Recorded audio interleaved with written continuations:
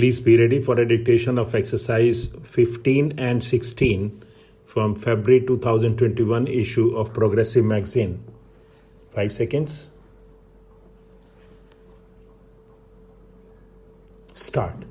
When I am asked to lay the foundation stone of a building meant to house a public utility department such as the posts and telegraphs, my immediate reaction is to accept such an invitation. On such occasions, I feel happy, partly because they provide me an opportunity of studying and familiarizing myself with the systematic growth and development of a government department over many past years, and partly because such an occasion is symbolic of the real progress of the department in question. The decisions to have adequate and the right type of office accommodation and to make the necessary budgetary provision for the same are necessarily important landmarks in the evolution and growth of a department. When we think of the Posts and Telegraphs Department, a whole host of ideas and past associations rush up and jostle for expression. After the Indian Railways, it is the largest public utility service of the government.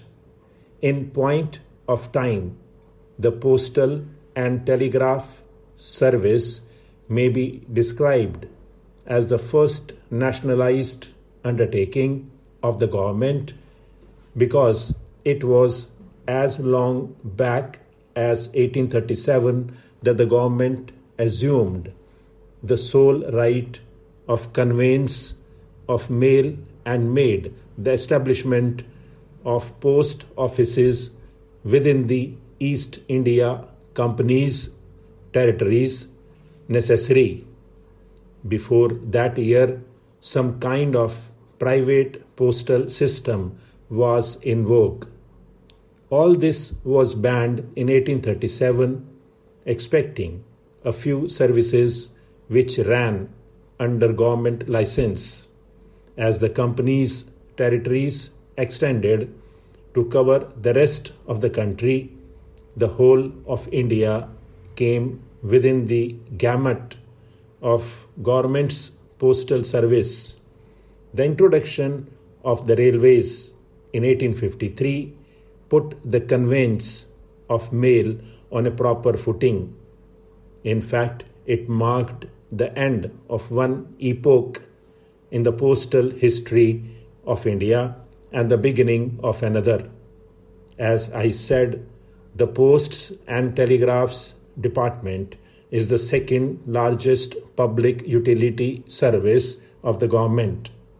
Where the common man is concerned, no other governmental activity functions as intimately and as extensively as this department.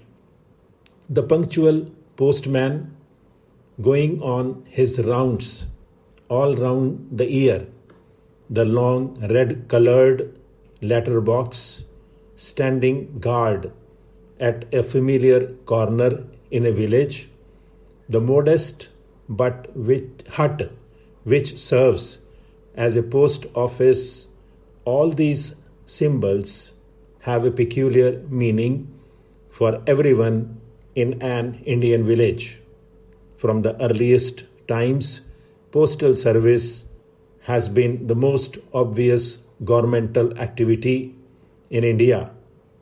The functions of the Posts and Telegraphs Department are many and varied.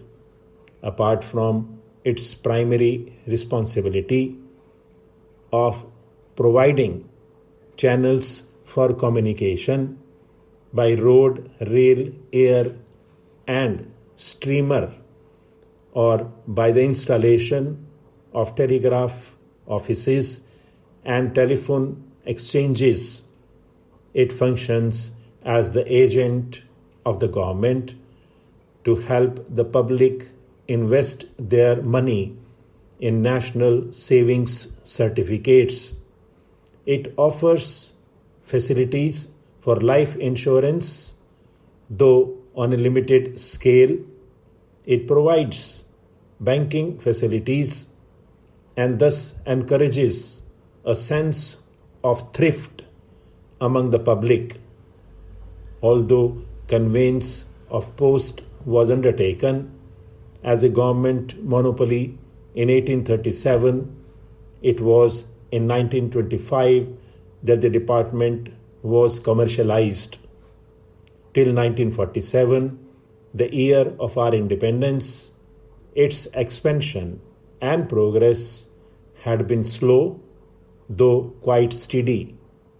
I am glad to say that since independence, the department has taken long strides in its determination to provide each village with proper communication facilities.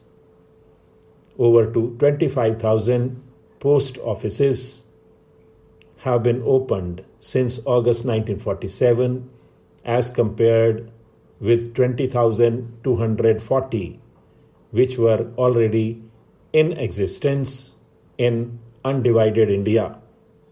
This increase in the number of post offices, stupendous as it is, gives, I believe, an idea of the progress that the Posts and Telegraphs Department has made during the last 7 years.